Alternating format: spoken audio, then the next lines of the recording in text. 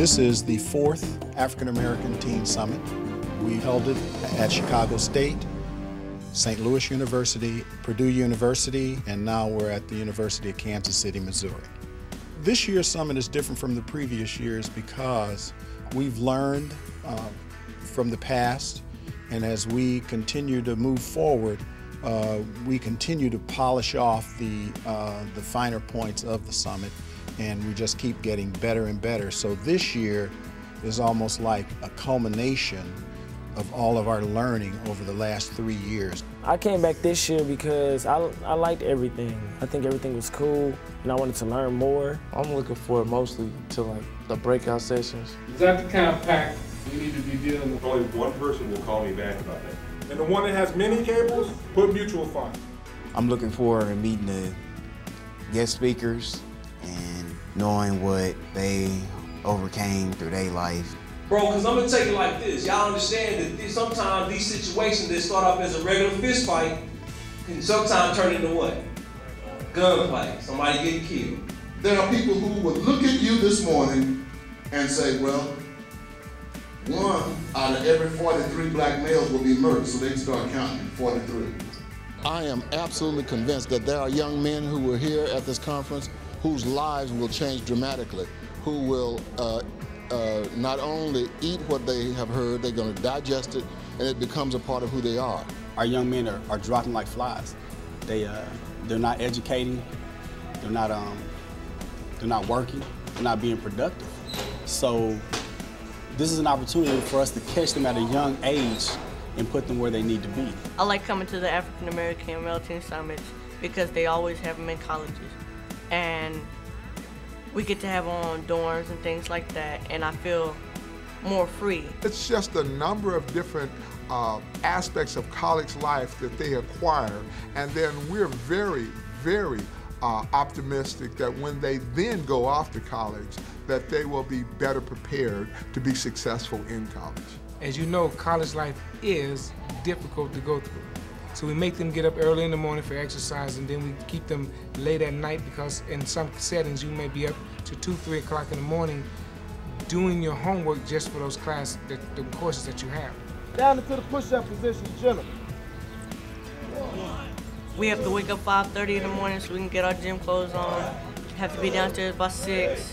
We don't get to eat breakfast, and we go out and work out. And if we did something wrong, best believe you're gonna be working out pretty good. When we come together, we know we're stronger. I am my brother's keeper begins to take the concept that I am responsible for my brother.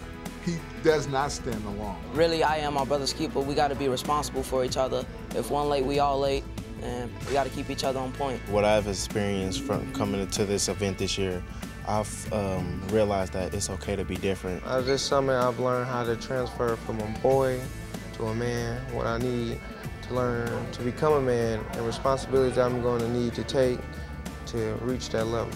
Some of my peers' problems that they face every day is they compromise themselves from others. They're always trying to do things that people want them to do and do them certain ways where they should just be themselves. For many of you, your future looks extremely bright. For the first thing is that somebody cared enough about you to actually bring you out to Kansas City and put you in part of a program just like this one to instill in you values, integrity, and what it really takes to become a man.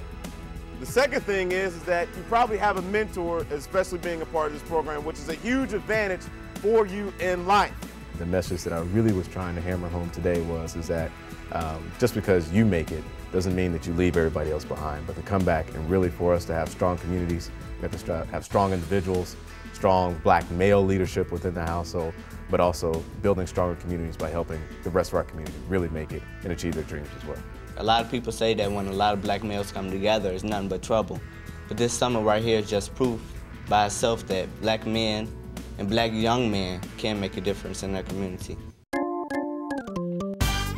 In each summit, we have an excursion on Saturday, and we endeavor to expose the young people to cultural learning activities. The purpose of visiting the museums, the Jazz Museum and the Negro League Museum, is also to get them a little knowledge and history of what took place with us in the past. Both of those museums here in Kansas City are very significant to the history and the roots of African American culture and African American history. And then they're going to the college basketball experience in our new Sprint Arena downtown. And this is a history of college basketball and a great interactive facility that we know they'll enjoy. Last night was a unique night in that it was the first time that we added a networking component. Our young men were given an opportunity after going through a few workshops and a few trainings. They were provided with business cards, they were provided with email addresses, and they had an opportunity to interact with a number of influential men. We talking to all the professional people that's like doing something out here in Kansas City, and we give them our business cards and getting their business card and also getting a tip that's saying something on how to, encourage us on what to do in the near future. I think it's important for myself as well as other leaders to help young people grow and be successful in life. It's a time where we can come in and act in a mentorship capacity and then impart on them what tips for success or things that we remember that we learned along the way. Things about hard work, having a good work ethic. I'm learning a lot of tips, like never give up, do your best. One of the tips that stood out the most important for me was to always start out with a dream. Stay in school and never be scared to chase your dreams. I learned how to look a man in his eyes, shake his hand, approach him with confidence. We are teaching them skills that will allow them to be successful and not foreign to them when they move on to college, when they move on to their careers. They can feel comfortable walking into a reception to network or sitting down at a dinner table with a friend or a business acquaintance and not feel intimidated. We have young people who've been with us every year since the inception of this summit. I can see a lot of changes in myself with my maturity level. I have definitely matured in my leadership and my commitment to other people. I'm becoming a better person. I'm growing up now. I'm coming to that age and I'm respecting my adults now. And this program helped me a lot. Since I've been here for 4 years, some things that I noticed by myself is it's kind of easier for me to say no and noticing out the wrong things that I know is wrong. Those young men who have been with us 4 years, of which many of them will be graduating, when they go off to college, hopefully they have learned some key skills and acquired some key abilities so that they can really be successful and not only go to college, but graduate and come back and make contributions to their communities. I've learned how to take responsibility in my actions. I've learned how to look presentable to an interview and learn how to dress right and talk the proper way, and it got me a job. Throughout my 4 years at the summit, I've learned that it takes a long time to actually become a man. And no matter what you're doing, you got to constantly move forward. This summit has probably been one of the best that we've had over the last 4 years. We enter into these summits with tremendous expectations for the young people. I get excited when I see these young men come in and when the light bulb goes off, and I know that they're going to be very, very well prepared to lead us into the next decade, the next centuries going forward.